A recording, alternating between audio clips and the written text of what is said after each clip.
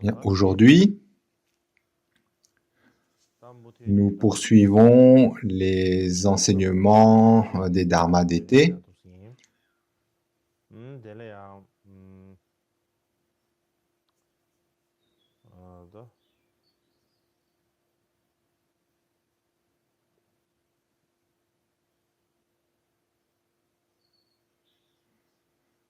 Est-ce que vous m'entendez tous? Bien.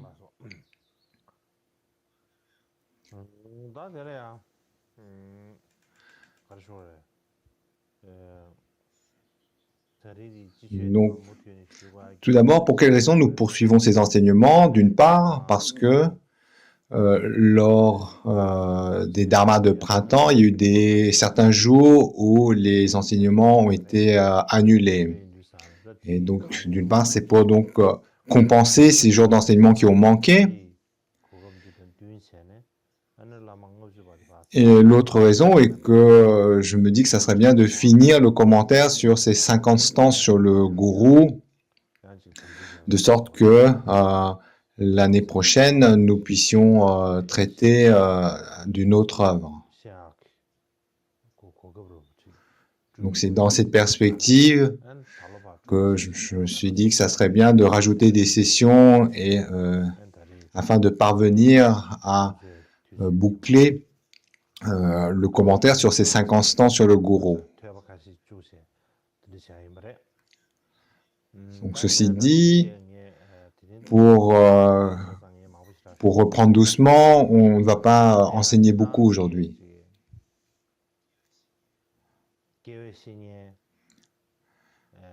Donc comme la façon de s'appuyer sur un ami spirituel, sur un lama.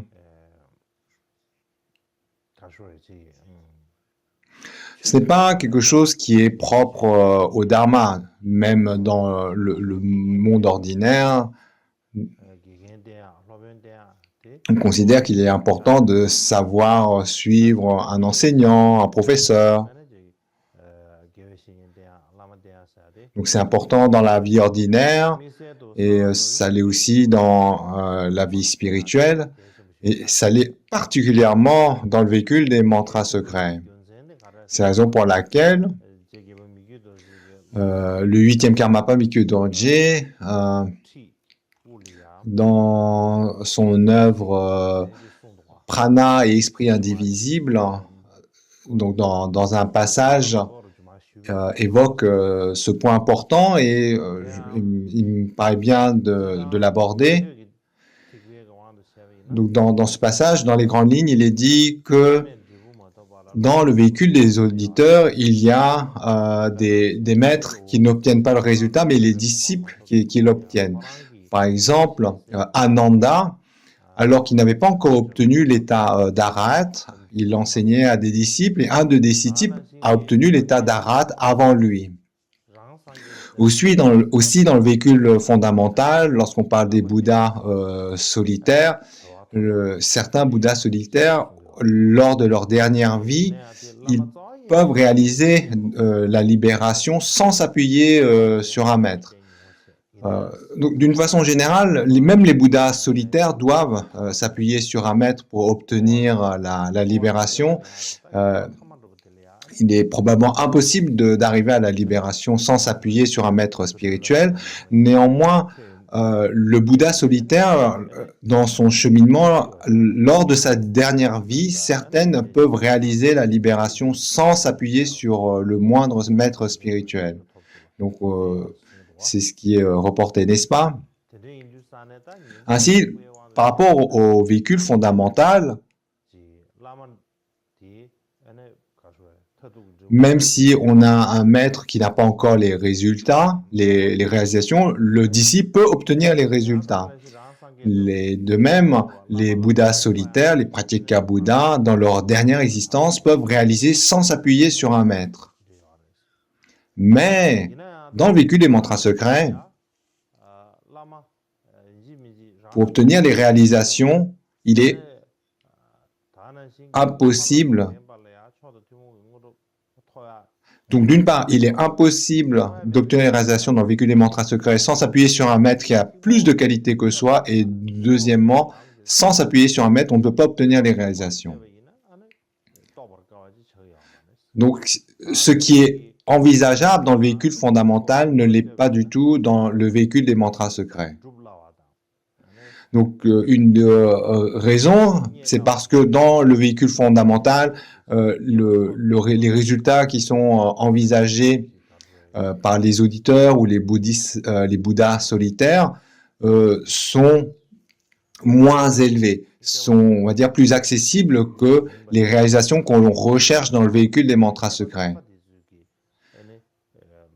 Ainsi, on dit que les réalisations des auditeurs et des Bouddhas solitaires sont à la portée des êtres ordinaires, dans le sens des êtres qui n'ont pas qui n'ont pas un mérite extraordinaire.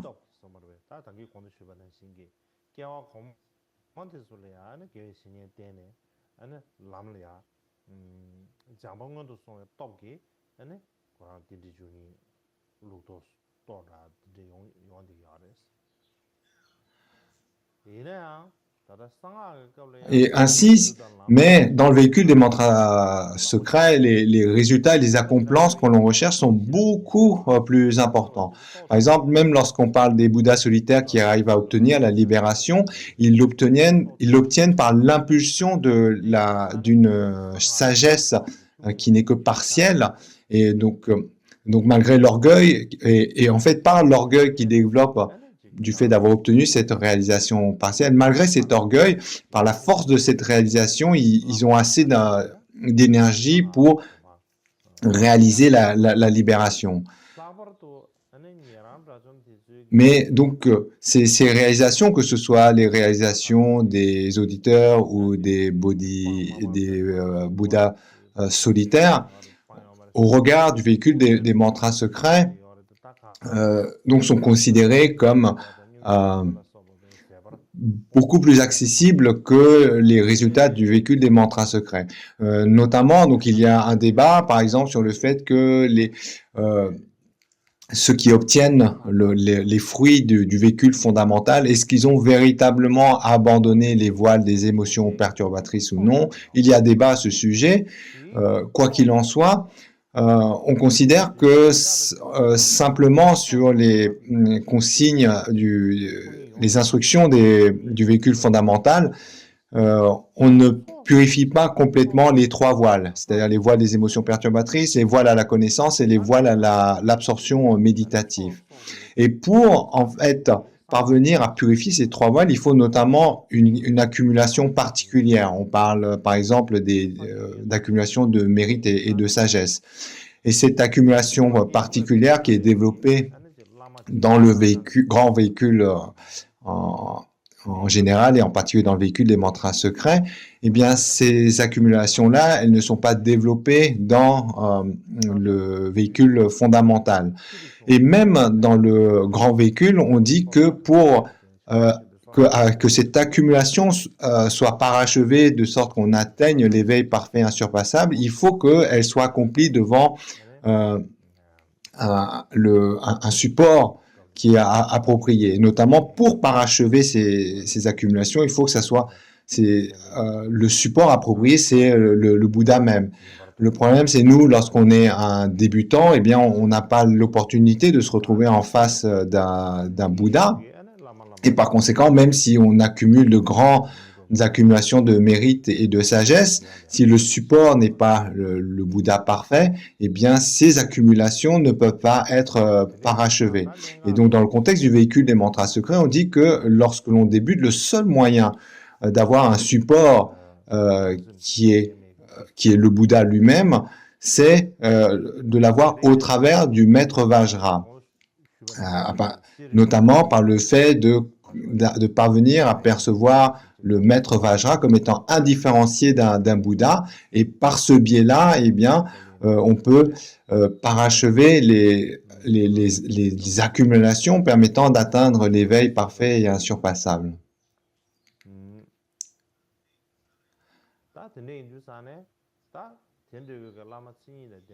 Et, euh, et notamment, donc on dit, si on a la chance de rencontrer un maître qualifié, donc qui répond aux définitions qu'on a évoquées la dernière fois, et qu'on arrive à le percevoir comme étant indissociable du Bouddha même, en sachant le suivre convenablement, on en récolte d'inestimables bienfaits. C'est le résultat ultime, le but ultime que l'on peut récolter.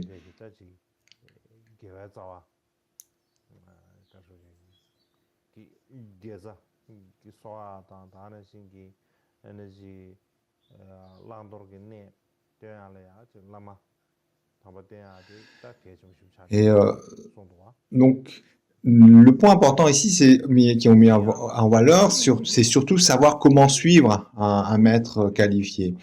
La dernière fois, on a notamment évoqué, donc il y a deux aspects, donc l'importance de savoir suivre et ce qu'on a évoqué la dernière fois, donc tous les défauts qu'il y a à se mal conduire dans la présence d'un maître qualifié. Notamment, on a parlé le fait de chuter dans les mondes inférieurs. Et donc, il y a ces deux aspects. Soit donc l'aspect négatif qui est le fait d'être maladroit lorsque l'on suit un maître spirituel, ne pas savoir le suivre, le mépriser, etc., ce qui nous fait tomber, chuter dans les mondes inférieurs les plus douloureux, mais à l'opposé, si on sait comment suivre un maître spirituel qualifié, eh bien, donc c'est les résultats, les réalisations les plus élevées que l'on peut obtenir. Et là, donc, pour expliquer comment suivre, accomplir le respect vers le maître, comment pratiquer la dévotion, il y a 8 points que vous voyez sur cette diapo.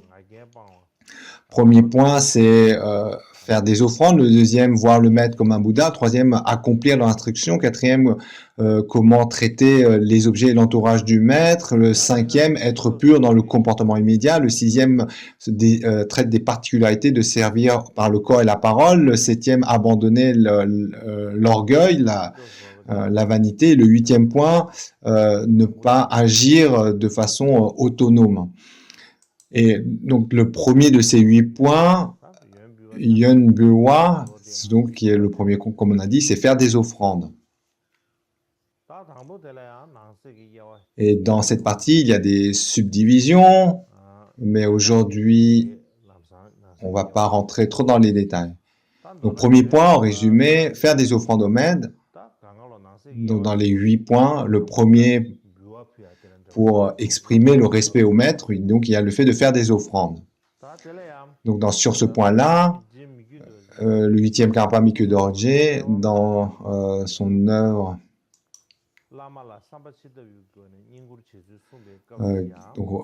qui est Introduction aux 3 corps, le Ewam Mudra. Donc dans cette œuvre, il dit que lorsque l'on sert le maître, le lama, notamment lorsqu'on lui fait des offrandes, on ne doit pas le faire, on ne doit pas servir le lama, on ne doit pas lui faire des offrandes comme on sert ou on fait des offrandes à un roi.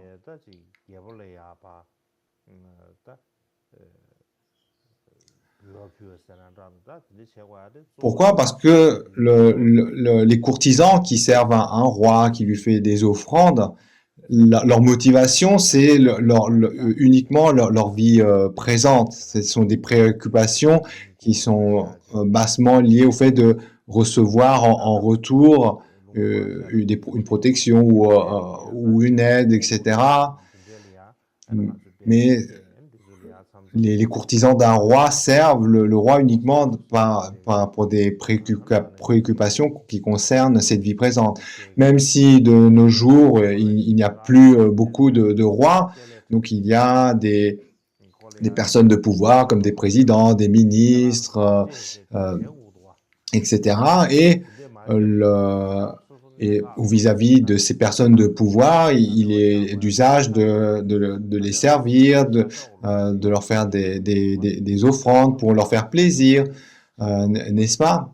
Bon, en Occident, peut-être que ce n'est pas très répandu, mais en Asie, c'est des pratiques qui sont particulièrement répandues, notamment en Inde ou au Népal, ou même pour des hommes qui ont des pouvoirs relativement localisés dans des petites villes ou même petites provinces. Eh bien, par exemple, il y a cette tradition par exemple, à certaines occasions, de leur faire des offrandes, de les célébrer, comme par exemple à l'occasion des anniversaires, de leur anniversaire, etc. Mais lorsque ici on parle de faire des offrandes au maître, de le servir, donc comme le souligne l'œuvre de Mikio Dorje, le 8e Karmapa, il dit que lorsque l'on fait des offrandes au maître, lorsqu'on le sert, on ne doit pas le faire comme des courtisans qui servent un roi ou un homme de pouvoir, qui font, donc ces courtisans qui le font uniquement par des préoccupations mondaines de cette vie présente. Mikio Dorje souligne dans cette œuvre que l'intention est de chercher la libération. Il faut avoir une détermination ferme, inébranlable, à chercher la libération, et c'est pour cela qu'on sert le maître spirituel, c'est pour cela qu'on lui fait des offrandes. Ainsi, Mikio Dorje met en contraste la différence qu'il y a entre faire des offrandes ou servir quelqu'un dans la vie ordinaire et le fait de servir un maître spirituel qualifié et de lui faire des offrandes.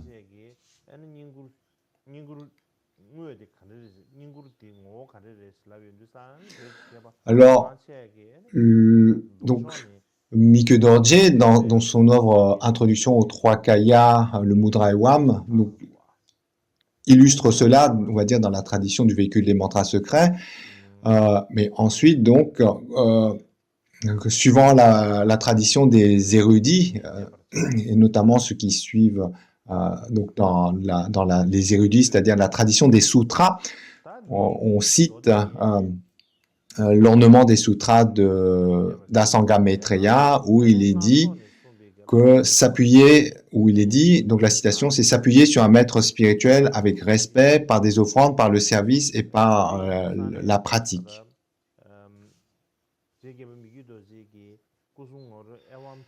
Alors là, on peut faire un parallèle entre ce qu'enseigne, suivant la tradition du véhicule des mantras secrets, le Karmapa Mikio Dorje, et ce que les érudits, suivant la tradition des sutras, notamment dans l'ornement des sutras. Donc, ces instructions sont reliées. Notamment, un disciple du Karmapa Mikio Dorje, qui est le deuxième Karma Trinlepa, ainsi qu'un autre, un autre disciple, mais par exemple dans le chariot de la lignée Karma Kamsang, donc le deuxième Karma Trinlepa joint ces instructions.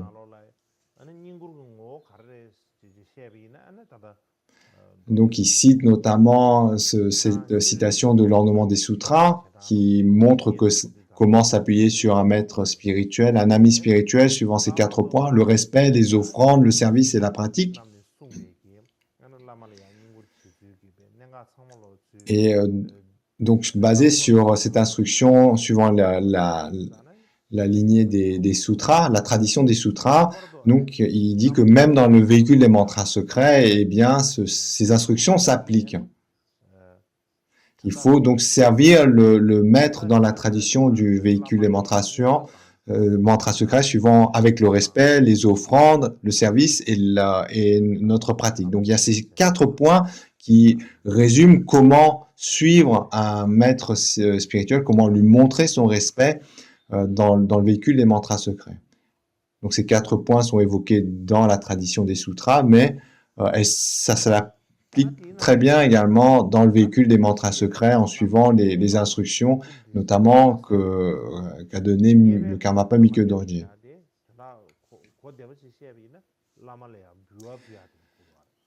Alors,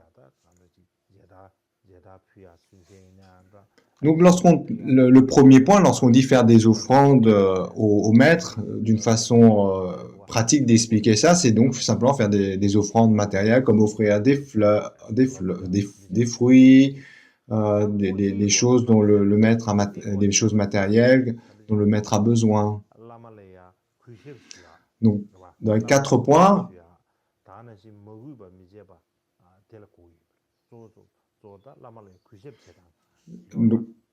donc là-dessus, on parle donc de le fait donc le point important ici, c'est que dans les offrandes, on le fait avec respect. C'est une façon d'exprimer notre respect, et le fait d'offrir avec respect, c'est aussi un moyen de purifier toutes les activités passées de non-respect que l'on a pu avoir. Et ensuite, donc, lorsqu'on parle de service, donc on a dit respect, les offrandes matérielles, et puis le troisième point, c'est les services. Donc service, c'est par exemple faire des massages, etc., ou toute activité pour rendre service au maître. Le quatrième, lorsqu'on parle de la pratique, eh bien, c'est mettre en pratique les instructions que le maître enseigne. Donc, par exemple, le maître transmet des enseignements de pratique, eh bien, on reçoit ces enseignements et on les met scrupuleusement en pratique comme le maître l'a enseigné.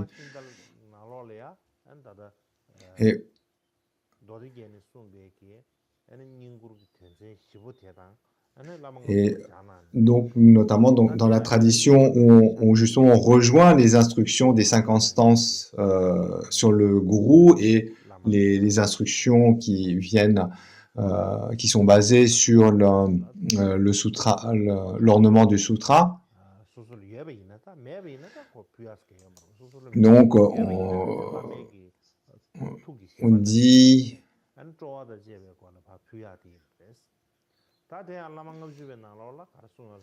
Donc on dit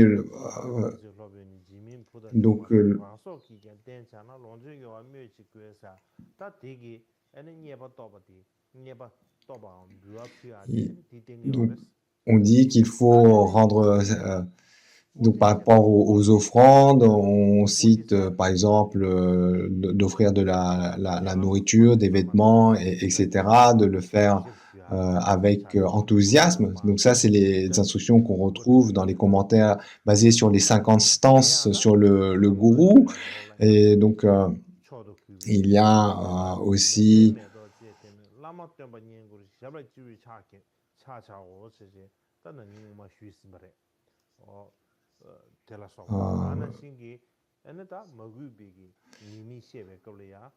donc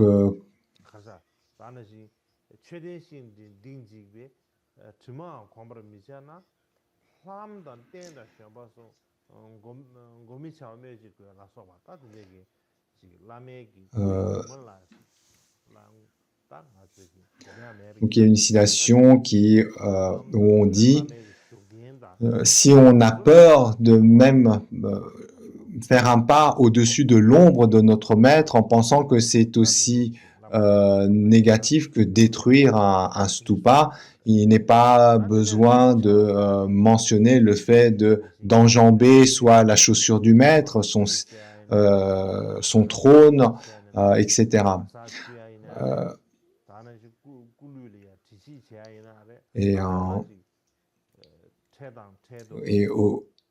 Et aussi, donc ces différentes citations, on dit qu'il faut savoir servir le maître avec intelligence, suivre les instructions du maître avec persévérance et joie, d'une persévérance joyeuse, et que si on est dans la situation de ne pas pouvoir le faire, eh bien expliquer cela, expliquer pourquoi.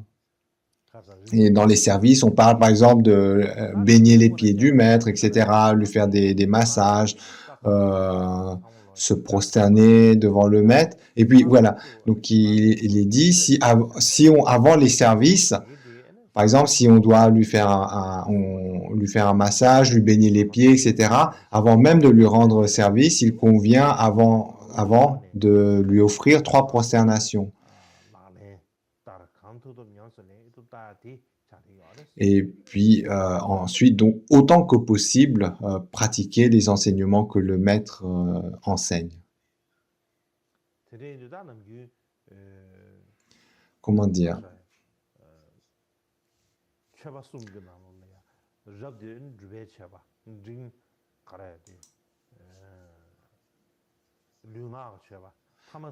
Donc il y a cette tradition de dire la meilleure des offrandes qu'on peut faire au maître, c'est l'offrande de ses pratiques, ensuite l'offrande de ses activités de corps et parole, et troisième, c'est l'offrande matérielle.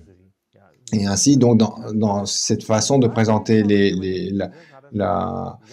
les choses, donc l'offrande la plus sublime, c'est l'offrande de notre propre pratique. Et la raison peut être facilement comprise. Si on a affaire à un maître qui est qualifié, un véritable maître, son souci ou son activité, c'est de mener ceux de son entourage vers la libération. Et par conséquent, qu'est-ce qui va réjouir le maître, c'est vraiment que l'on s'applique à pratiquer les instructions du Bouddha, les enseignements du Bouddha, parce que c'est ça qui va nous permettre d'obtenir la libération. Et par conséquent, on dit que devant un maître spirituel, donc ce qui va réjouir véritablement ce maître, c'est avant tout que l'on mette en pratique ses enseignements, et le fait de lui présenter plein d'offrandes, c'est pas fondamentalement quelque chose qui va le réjouir. Mais lorsque l'on suit les instructions du Karmapa Mikke Dorje, donc dans la tradition du véhicule des mantras secrets, là, il y a l'interprétation est plus nuancée. On dit qu'il n'y a pas donc c'est pas aussi que la découpe n'est pas l'ordre n'est pas aussi clair que cela.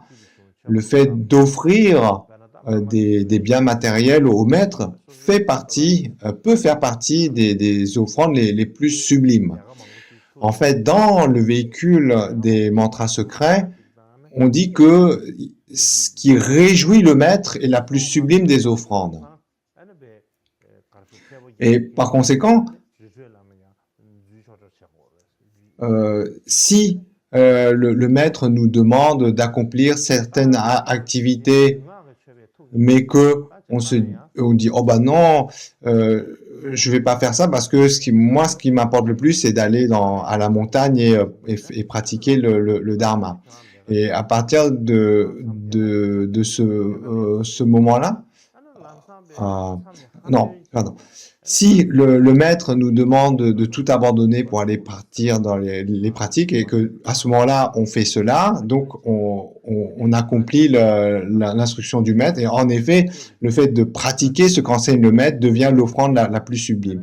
Mais si à l'opposé, par exemple, par contraste, on est en train d'être en retraite, on pratique, mais que le maître vient nous voir pour nous dire qu'il y a des activités importantes à faire et que il convient d'interrompre cette retraite pour accomplir telle ou telle chose, et bien le disciple, le véritable disciple, pour réjouir son maître, il va obéir, il va interrompre sa retraite pour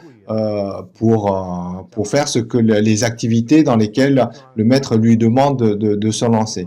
Et là, également, à partir du moment où le disciple fait ça, il réjouit le maître, et c'est la plus sublime des offrandes. Et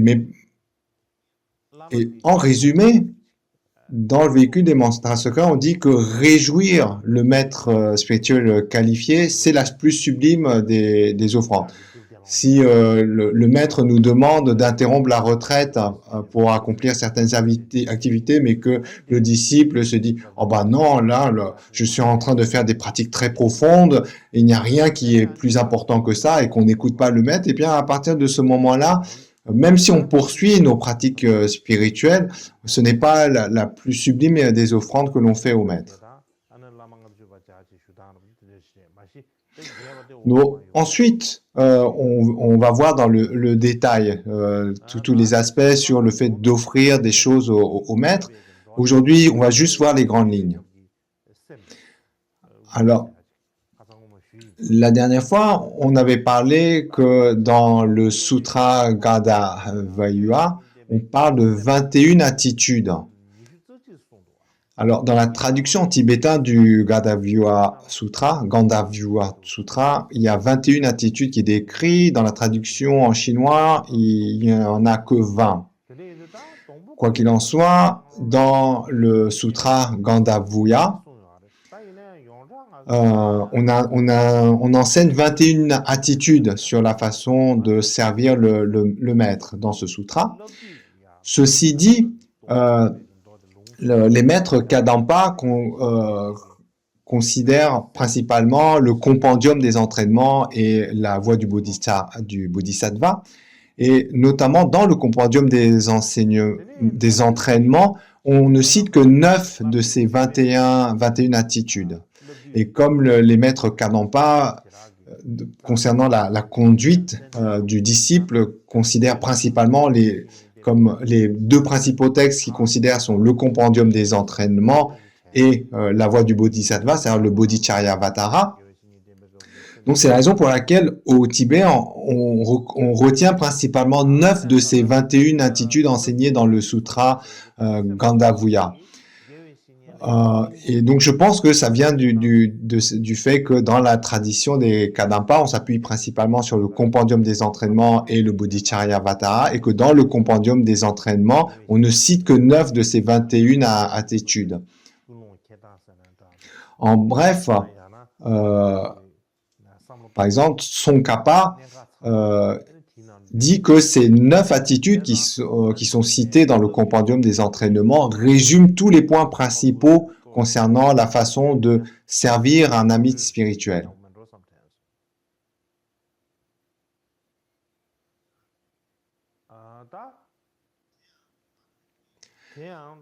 Et donc, pour aujourd'hui, je pense qu'on va, comme ces 9 attitudes résument tout, l'attitude adoptée pour servir un ami spirituel, on va aujourd'hui présenter ces 9 points.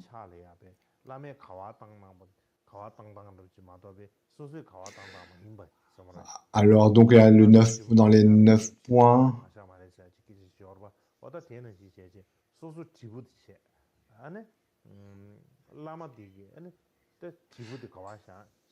alors, le premier de ces 9 attitudes, on dit, c'est d'avoir l'attitude d'un enfant intelligent. Donc l'image ici, lorsqu'on parle d'un enfant intelligent, c'est donc un enfant qui obéit à ses parents pour apprendre d'eux. Par exemple, le maître, lorsqu'il pose les instruments de rituel d'une certaine façon, le disciple, eh bien, lorsqu'il doit les ranger, il va les ranger de la même façon. Donc, il va être vraiment scrupuleux à suivre ce que l'attitude du maître, comme comme on dit, un enfant intelligent et obéissant, où il est minutieux à reproduire les activités de ses parents pour apprendre d'eux. La deuxième des 9 attitudes, on dit, c'est que on dit un esprit qui est semblable à un diamant, qui est inaltérable comme un diamant. Donc, pour illustrer une attitude ou une détermination du disciple qui est inaltérable, qui ne peut être affectée par qui que ce soit. La troisième attitude, donc on dit une attitude qui est à l'image de la terre. La terre qui est capable de tout supporter. Tous les fardeaux que l'on a, on peut les poser sur la terre, ça reste inébranlable. La terre, elle peut tout porter, les êtres, toutes les charges, elle peut les porter sans sourciller. Et donc l'idée ici, c'est ça, une attitude qui ne se fatigue pas de tous les fardeaux qu'on doit porter pour servir le maître. Alors, le point suivant, le quatrième, c'est, on dit, avoir une attitude qui est à l'image des monts en périphérie du mandala. Euh,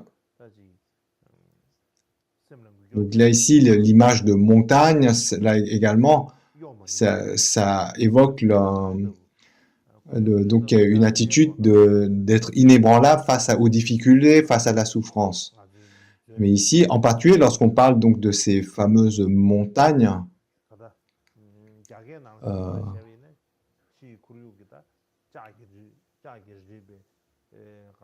donc c'est à l'image comme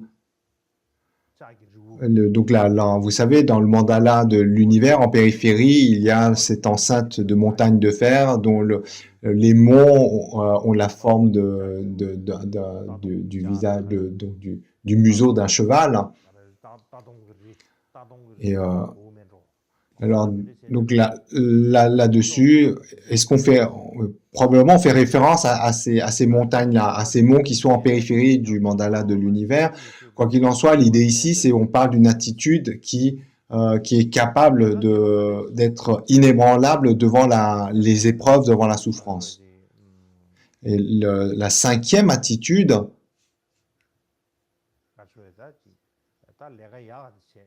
c'est, on dit, avoir une attitude comme un serviteur.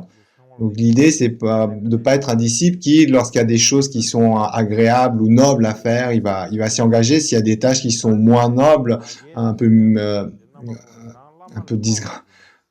méprisantes, il va pas les faire. Donc c'est pas être dans cette étude, dans cet état. L'idée, c'est vraiment donc notamment dans la traduction en chinois, on dit d'être comme un travailleur qui est prêt à laver à toutes les impuretés et à abandonner sa fierté.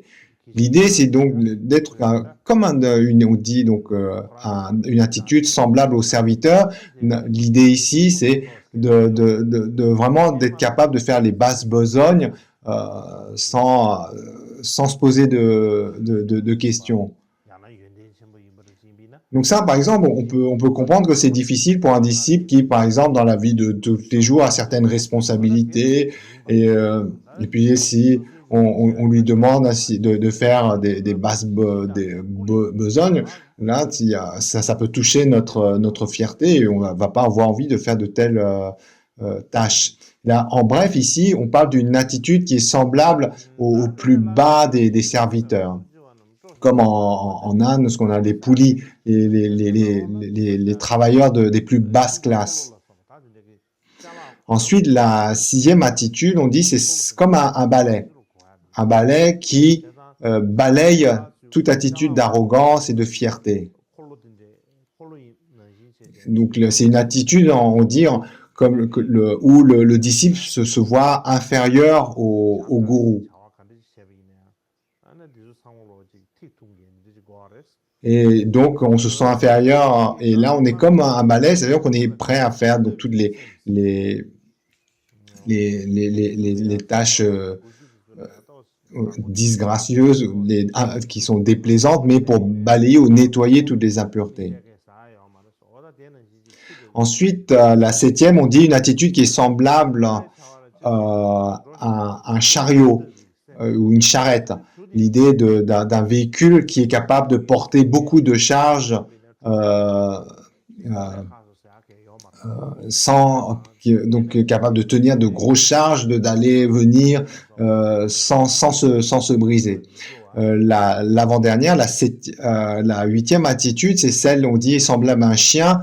Donc là, l'image est utilisée parce que parfois, lorsqu'un maître gronde son chien ou le maltraite, eh bien, le chien, par la suite, ne va pas lui en tenir rigueur. Donc, c'est un peu cette image du chien qui ne s'énerve pas contre son maître. Et donc, de la même façon, le disciple, même si parfois son gourou le critique ou le gronde, eh bien, le disciple ne va pas lui en tenir rigueur. Au contraire, il va comprendre que c'est pour son bien et donc l'image est un peu donc comme le chien qui est fidèle à son maître. Et le dernier, c'est, on dit, semblable à une barque qui, malgré le va-et-vient des vagues, eh bien, se laisse simplement emporter sans lassitude. Voilà les 9 attitudes. Et bon, peut-être qu'on va en réciter, on va en rester là pour aujourd'hui, sur ces 9 attitudes. Sur ce, je souhaiterais évoquer un point par rapport à ce qui s'est passé ces derniers jours, notamment en Birmanie, donc principalement en Birmanie. Donc il y a eu un grand tremblement de terre qui a touché différentes régions, mais principalement la Birmanie.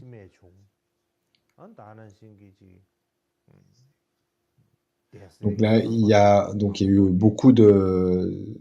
ça a tué beaucoup de gens, et également ça a détruit beaucoup d'édifices, de maisons.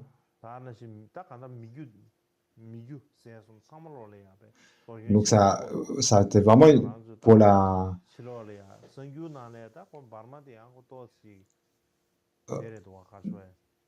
donc ça a vraiment été une grande catastrophe.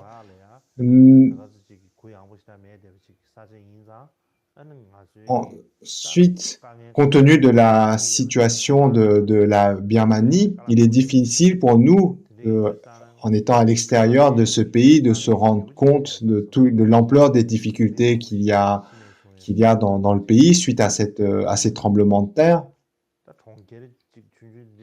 Donc, je pense qu'il doit y avoir des villages entiers qui ont été complètement effondrés, même si on ne se rend pas compte de l'ampleur.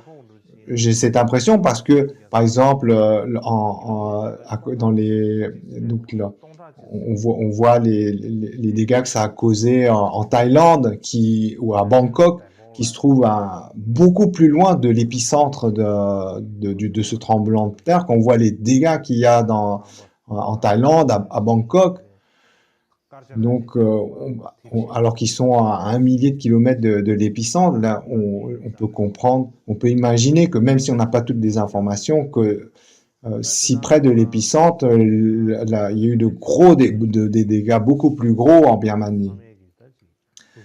Et en particulier, donc la Birmanie, c'est un pays bouddhiste, donc même si les catastrophes naturelles ont lieu dans le monde entier et que cela frappe un peu tout le monde dans les différentes régions du monde, mais on peut dire que par rapport à sa culture bouddhiste, il y a un lien particulier par rapport à la Birmanie et également la Thaïlande. Ce sont des pays qui sont bouddhistes, donc de ce point de vue, il y a une proximité par rapport à nous. Et il est important aussi, nous, d'une façon générale, lorsque de telles catastrophes se produisent, de faire des prières. Et donc en particulier, concernant cette catastrophe, je me dis que dans les jours qui viennent, ça serait bien que l'on organise quelque chose. Pour l'instant, rien n'est pas très clair, mais donc c'est quelque chose auquel je pense. Peut-être que demain, après-demain, ça serait bien que l'on organise une cérémonie de prière. Voilà. Voilà pour aujourd'hui.